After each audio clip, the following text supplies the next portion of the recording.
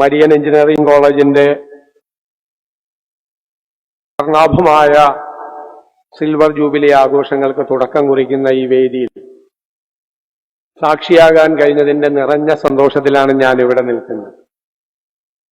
4 നൂറ്റാണ്ട് കാലം കേരളത്തിലെ നിരവധി എഞ്ചിനീയറിംഗ് പ്രതിഭകളെ സൃഷ്ടിച്ച മഹത്തായ ഒരു കലാലയം ഒരുപാട് ബാലാരിഷ്ടതകൾ പിന്നിട്ട്, ഒരുപാട് പ്രയാസങ്ങൾ പിന്നിട്ട് ഇന്ന് തലയെടുപ്പോടുകൂടി കേരളത്തിലെ സാങ്കേതിക വിദ്യാഭ്യാസ സ്ഥാപനങ്ങളുടെ മുൻനിരയിൽ ഈ സ്ഥാപനം നിൽക്കുന്നത് എല്ലാവർക്കും അഭിമാനകരമായ ഒരു കാര്യമാണ്.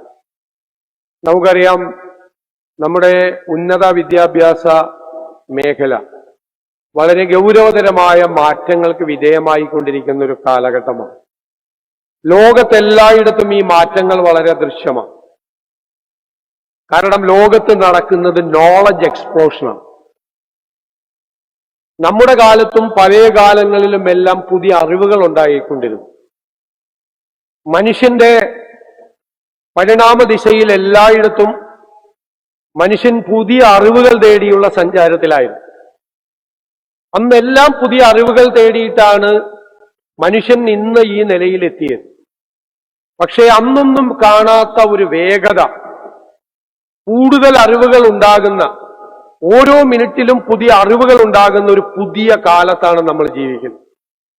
അക്ഷരാർത്ഥത്തിൽ വിജ്ഞാന വിസ്ഫോടനം നടക്കുന്ന ഒരു കാലത്ത് ലോകത്തിലെ സർവകലാശാലകളിൽ, ഗവേഷണ സ്ഥാപനങ്ങളിൽ, എല്ലാ വിഷയങ്ങളിലും വലിയ ഗവേഷണങ്ങൾ നടക്കുകയും പുതിയ ഫലങ്ങൾ പുറത്തു വരികയും ചെയ്യുകയാണ്. പുതിയ സാങ്കേതിക വിദ്യകൾ, ഫ്യൂച്ചർ ടെക്നോളജീസ് എന്ന് വിശേഷിപ്പിക്കപ്പെടുന്ന ആർട്ടിഫിഷ്യൽ ഇന്റലിജൻസ്, ക്വാണ്ടം കമ്പ്യൂട്ടിംഗ്, ബയോടെക്നോളജിയുടെ പുതിയ തലങ്ങൾ, റോബോട്ടിക്സ് ടെക്നോളജി തുടങ്ങിയ നിരവധി ശാസ്ത്ര ശാഖകൾ പുറത്തു വരികയാണ്. ഇതെല്ലാം മനുഷ്യന്റെ ക്രിയേഷനാണ്.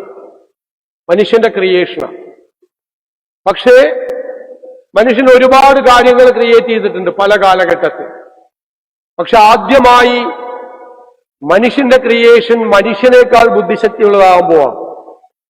അതാണ് ആർട്ടിഫിഷ്യൽ ഇന്റലിജൻസിനെ കുറിച്ചുള്ള പുതിയ വിവരം.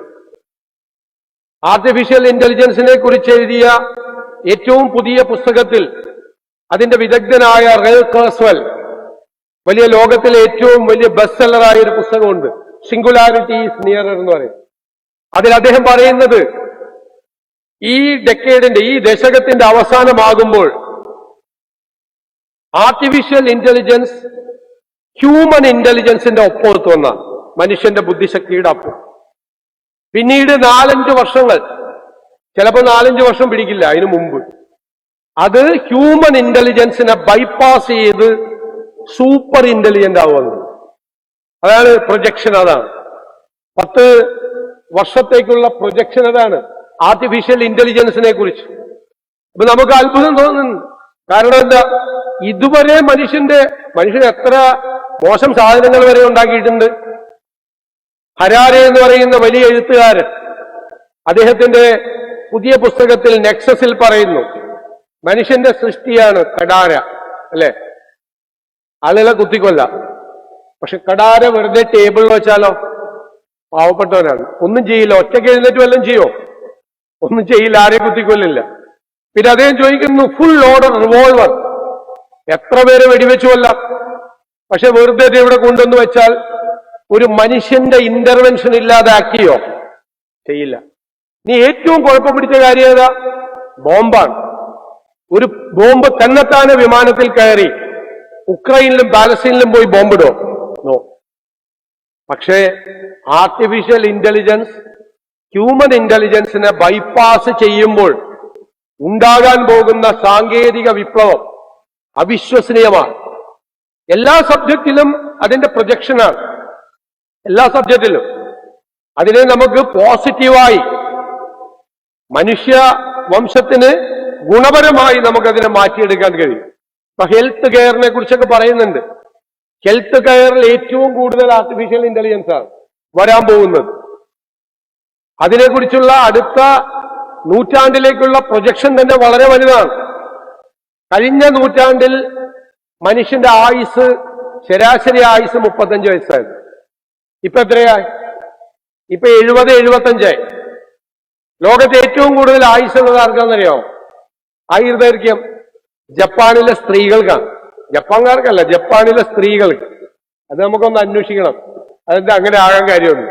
സ്ത്രീകൾക്ക് ആയുർദൈർഘ്യം കൂടാൻ കാര്യം അതാണ്. അപ്പോ പറയുന്നത് എല്ലാത്തിനും പ്രൊജക്ഷൻ ഉണ്ട്. ഇപ്പോ അടുത്ത നൂറ്റാണ്ടിൽ എത്രയായിരിക്കും ആയുസ് എന്നാണ് ചോദിക്കുന്നത്. എത്രയാണെന്നറിയാം? 160-നും 180-നും വയസ്സിനിടയിലായിരിക്കും.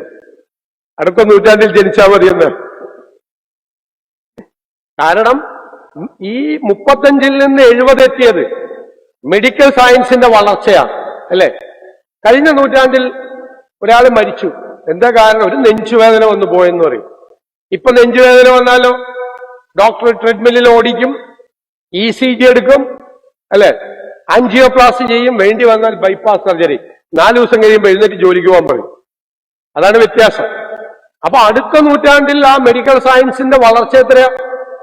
ആർട്ടിഫിഷ്യൽ ഇന്റലിജൻസ് ആണ്. എന്ന് ചോദിച്ചാൽ അപ്പൊ തന്നെ നമ്മളെ ഈ കാർ കൊണ്ടുപോയി വർക്ക്ഷോപ്പിൽ ഇടുമ്പോ സ്കാൻ ചെയ്യുന്നത് പോലെ നമ്മളെ ഒന്ന് സ്കാൻ ചെയ്യും. എന്നിട്ട് പറയും തന്റെ അസുഖം ഇതാണ്. ഡയഗ്നോസിസ് കഴിഞ്ഞു. പിന്നെ അടുത്തത് പ്രിസ്ക്രിപ്ഷനാണ്, മരുന്നിന്റെ. 2-3 കുറച്ച് മരുന്നെടുക്കും. എന്നിട്ട് പറയും ഇത് തന്റെ വേണ്ട, ഈ മരുന്ന് വേണ്ട, തന്റെ ലിവർ അടിച്ചു പോകും, ഇത് തന്റെ കിഡ്നി അടിച്ചു പോകും, this is the right medicine, ഇത് കഴിച്ചു അസുഖം മാറുന്നു. പിന്നെ ഇന്റർ ഡിസിപ്ലിനറി ഉണ്ട്, കുട്ടികൾക്ക് മനസ്സിലാവും. അതായത് നാനോ ടെക്നോളജിയും ആർട്ടിഫിഷ്യൽ ഇന്റലിജൻസും കൂടി മർജ് ചെയ്തിട്ട് നാനോ ഇതുണ്ടാക്കും, ഒരു ചിപ്പ് പോലെ. അത് ഇഞ്ചക്ട് ചെയ്യും ഡോക്ടർ നമ്മുടെ വെയിനിലൂടെ. എന്നിട്ട് കുട്ടികളെ മറ്റേ വീഡിയോ ഗെയിം കളിക്കില്ലേ ഇങ്ങനെ, എന്നിട്ട് ഇതിങ്ങനെ പോവും. ഈ സാധനം പോയിട്ട് നേരെ ഹാർട്ടിൽ പോയി, ഹാർട്ടിന്റെ ബ്ലോക്ക് ഉണ്ടെങ്കിൽ ഹാർട്ടിന്റെ ബ്ലോക്ക് മുഴുവൻ റിമൂവ് ചെയ്യും, മുഴുവൻ മാറ്റും. മറ്റേ ആൻജിയോപ്ലാസ്റ്റിയും വേണ്ട, ബൈപ്പാസ് സർജറിയും വേണ്ട, ഹാർട്ട് ബ്ലോക്ക് മാറി ഫുള്ളായിട്ട് പോവാം.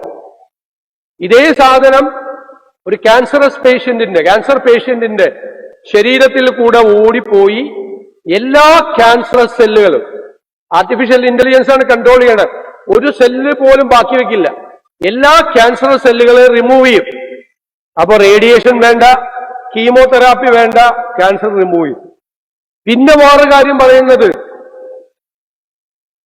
ഹാർട്ട് പോയി, വേറെ ആളുടെ ഹാർട്ടൊന്നും വേണ്ട, artificial heart, artificial kidney, artificial liver. ചിലപ്പോ ഒരു 150 വയസ്സാകുമ്പോ ജനിച്ചപ്പോൾ ഒന്നും ശരീരത്തിൽ ഉണ്ടാവില്ല, എല്ലാം ആർട്ടിഫിഷ്യലായിരിക്കും. മനസ്സിലായി? ഇതിലേക്കാണ് പോകുന്നത്. പിന്നെ ഒരു ഞെട്ടിക്കുന്ന സാധനം, ഞാൻ തളർന്നുപോയി അത് കേട്ടിട്ട്. ഏജിങ് പ്രോസസ്സ് റിവേഴ്സ് ചെയ്യുന്നതാണ്. ഏജിങ് പ്രോസസ്സ് റിവേഴ്സ് ചെയ്യും, പ്രായമാവില്ല. ഈ റോജി എം ജോണിനെ ഒരു 125 വയസ്സാവുമ്പോ കണ്ടാൽ ഇതുപോലെ തന്നെ സുന്ദരനായിട്ടിരിക്കും, ഒരു മാറ്റം ഉണ്ടാവില്ല. എന്റെ പോലെ മുടിയൊക്കെ കൊഴിഞ്ഞ് മറ്റേ ചുളിവൊക്കെ വീണ് മറ്റേ ലുക്ക് വരില്ല, എപ്പോഴും ചെറുപ്പമായിട്ടിരിക്കും ഏത് പ്രായത്തിൽ. അത് കേട്ടിട്ട് എനിക്ക് ഭയങ്കര അസൂയായി. അത് വരുവാന്ന് പറഞ്ഞു കഴിഞ്ഞാൽ ഭയങ്കര സംഭവമാണ്. ഏജിങ് പ്രോസസ്സ് റിവേഴ്സ് ചെയ്യാം. അത് ഇപ്പോ ചെയ്തു തുടങ്ങിയ ആളുകൾ ചെയ്തു തുടങ്ങി. ഇപ്പൊ ഫിലിം സ്റ്റാർസ് ഒക്കെയാണ് ചെയ്യുന്നത്, നമ്മൾ രാഷ്ട്രീയക്കാരൊന്നും ചെയ്തു തുടങ്ങിയിട്ടില്ല. പക്ഷെ ഏജിങ് പ്രോസസ്സ് റിവേഴ്സ് ചെയ്യാനുള്ള സംഭവം ഇപ്പോ ലോകത്ത് പല സ്ഥലങ്ങളിലും അതിന്റെ മെഡിക്കൽ ഡെസ്റ്റിനേഷനുകളുണ്ട്. ഞാൻ പറയുന്നത് ഈ ചേഞ്ചാണ് ലോകത്തുണ്ടാകുന്നത്. ഞാൻ ഒറ്റ സബ്ജക്റ്റിലാണ് പറഞ്ഞത്. വിവിധ എഞ്ചിനീയറിംഗിന്റെ വിവിധ ബ്രാഞ്ചുകളിൽ, ഓരോ സബ്ജക്റ്റുകളിൽ, സ്പേസിൽ അടക്കം ലോകത്തെ എല്ലായിടത്തും, നമ്മുടെ വെഹിക്കിൾസിൽ എല്ലാം വലിയ മാറ്റം ഉണ്ടാവുകയാണ്, അത്ഭുതകരമായ മാറ്റം. ആ മാറ്റത്തെ അപ്ഡേറ്റ് ചെയ്യാൻ, ആ നോളജിനെ അപ്ഡേറ്റ് ചെയ്യാൻ നമുക്ക് കഴിയണം. അതാണ് നിങ്ങളുടെ മുമ്പിലുള്ള ചാലഞ്ച്. അതാണ് ചാലഞ്ച്.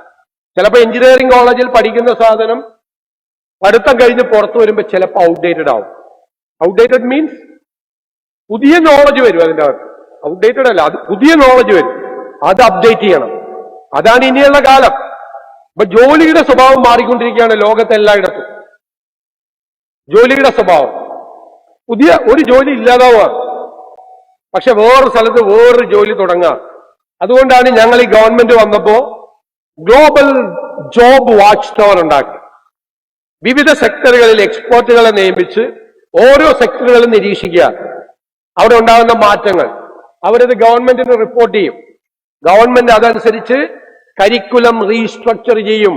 പുതിയ അക്കാഡമിക് പ്രോഗ്രാമുകൾ ഉണ്ടാവും, ഇൻഡസ്ട്രിയായിട്ട് കണക്ട് ചെയ്യും. അപ്പൊ നിങ്ങളൊരു കോഴ്സ് കംപ്ലീറ്റ് ചെയ്താൽ നിങ്ങൾക്ക് ജോലി ഉറപ്പാകുന്ന തരത്തിൽ കേരളത്തിലെ ഉന്നത വിദ്യാഭ്യാസ രംഗത്തെ, ഞാൻ മന്ത്രി ഇരിക്കുന്നതുകൊണ്ട് കൂടുതലൊന്നും പറയില്ല, അദ്ദേഹം പറയും, കംപ്ലീറ്റ് ആയിട്ട് റീസ്ട്രക്ചർ ചെയ്യാൻ പോവാ. ജോലി ഉറപ്പുവരുത്തുന്ന തരത്തിൽ അക്കാഡമിക് പ്രോഗ്രാമുകൾ പുതിയതായി ഉണ്ടാകുന്ന തരത്തിൽ ആ മാറ്റത്തിലേക്ക് കേരളം കാൽവെക്കുക. ലോകം മാറുന്നതനുസരിച്ച് നമ്മുടെ കേരളവും മാറും. കേരളം മാറണം, മാറിയേ മതിയാവും. ഇല്ലെങ്കിൽ എത്ര പുറകിലായിരിക്കും നമ്മൾ സഞ്ചരിക്കുന്നത് എന്ന് തിരിച്ചറിയാൻ നമുക്ക് കഴിയണം. ഈ പുതിയ കാലത്ത്, ഈ നോളജ് എക്സ്പ്ലോഷൻ നടക്കുന്ന കാലത്തേക്ക് പോകാൻ മരിയൻ എഞ്ചിനീയറിംഗ് കോളേജും സിൽവർ ജൂബിലി ആഘോഷിക്കുന്ന ഈ വേളയിൽ തയ്യാറെടുപ്പ് നടത്തട്ടെ എന്ന് ഞാൻ ആശംസിക്കുന്നു. ഇതോടൊപ്പം പുതിയ സിൽവർ ജൂബിലി ബിൽഡിംഗിന്റെ ഫൗണ്ടേഷൻ, അതിന്റെ കല്ലിടൽ കർമ്മം കൂടി നിർവഹിച്ചുകൊണ്ട് ഈ സിൽവർ ജൂബിലി ആഘോഷങ്ങൾ ഉദ്ഘാടനം ചെയ്തുകൊണ്ട് ഞാൻ എന്റെ വാക്കുകൾ